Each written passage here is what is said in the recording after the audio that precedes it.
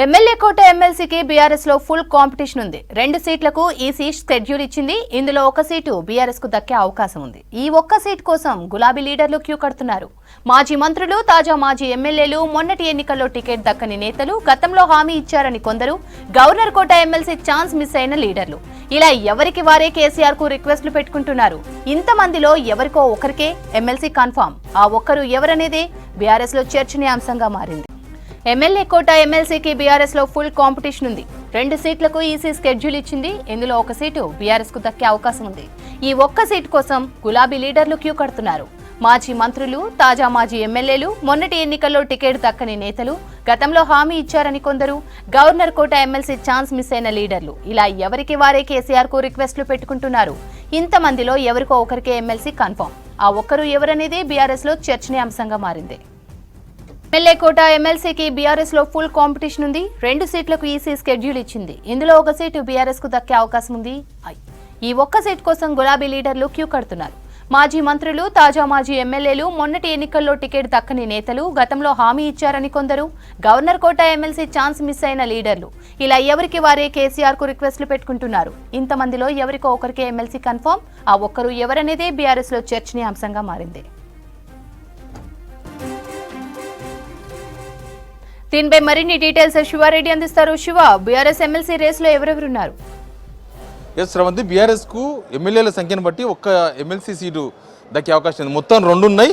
2లో ఒకవేళ ఎలక్షన్ జరిగితే రెండే నామినేషన్స్ పడితే ఎలక్షన్ జరగవు. ఒకటి కాంగ్రెస్ అభ్యర్థి ఉంటారు, ఇంకొకరు బీఆర్ఎస్ అభ్యర్థి ఉంటారు. అందులో ఒక్కొక్కటి వస్తుంది. ఒకవేళ 3 అభ్యర్థులు, ఒకవేళ కాంగ్రెస్ కనుక 2 అభ్యర్థులను రంగంలోకి దింపితే ఎలక్షన్ తప్పదు. అప్పుడు 3 అభ్యర్థులు ఉంటారు. అప్పుడు ఓటింగ్ జరుగుతుంది. కాబట్టి ఒక్కొక్క పార్టీకి 39.5 ఆల్మోస్ట్ 40 మంది ఎమ్మెల్యేల ఫస్ట్ ప్రయారిటీ ఓటు పడాలి. ఆల్రెడీ బీఆర్ఎస్కు 39 మంది ఎమ్మెల్యేలు ఉన్నారు.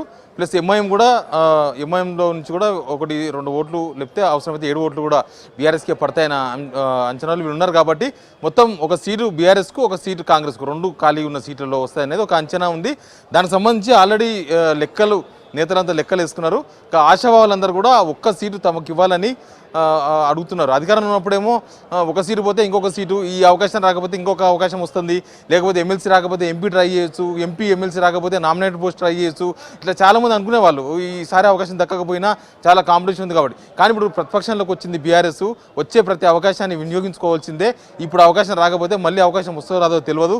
కాబట్టి అవకాశం కోసం ఎదురు చూస్తున్న వాళ్ళందరూ కూడా తీవ్రంగా ప్రయత్నాలు చేస్తున్నారు. అటు మాజీ మంత్రి హరీష్ రావును కలిసి మాకు అవకాశం ఇవ్వండి, ఈసారి మేము 10 సంవత్సరాల నుంచి పార్టీలో ఉన్నాము, మాకు ఏ పదవి రాలేదని అడుగుతున్నారు.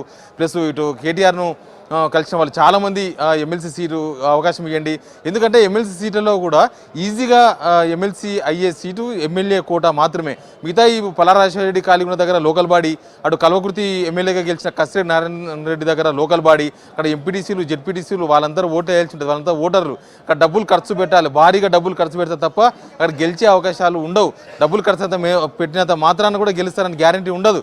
ఎమ్మెల్యే కోట అయితే ఈజీగా అభ్యర్థిగా ఎంపిక చేస్తే చాలు, బీఆర్ఎస్కి ఒక ఎమ్మెల్సీ సీట్ వస్తుంది. కాబట్టి వాళ్ళంతా ఆశగా ఎదురు చూస్తున్నారు. చాలామంది పార్టీలో సీనియర్ నేతలు చాలామంది ఉన్నారు. ప్లస్ పార్టీలో ఎప్పటి నుంచి టికెట్ ఆశిస్తున్న వాళ్ళు ఉన్నారు.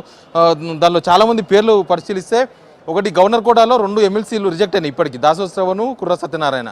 వాళ్ళు మొన్ననే రీసెంట్గా ఎలక్షన్స్కి ముందు ఆ 2 పదవులు పోయినాయి. కాబట్టి వాళ్ళు మాకు అవకాశం ఇవ్వండి, మాకు గవర్నర్ కోటాలో మా ఫైల్ రిజెక్ట్ అయింది అని వాళ్ళిద్దరూ ఆల్రెడీ ఎదురు చూస్తున్నారు. ప్లస్ అడిగినారు. ఇంకా టికెట్ త్యాగం చేసిన వాళ్ళు ఉన్నారు. ముత్తిరెడ్డి యాదగిరి రెడ్డి, తాటికొండ రాజయ్య, స్టేషన్ గన్పూర్ నుంచి ఆయన ఎమ్మెల్యేగా ఉండే 2 మాజీ ఎమ్మెల్యేలు ప్రయత్నం చేస్తున్నారు, మా టికెట్ త్యాగం చేసినా మాకు ఇవ్వండి అని.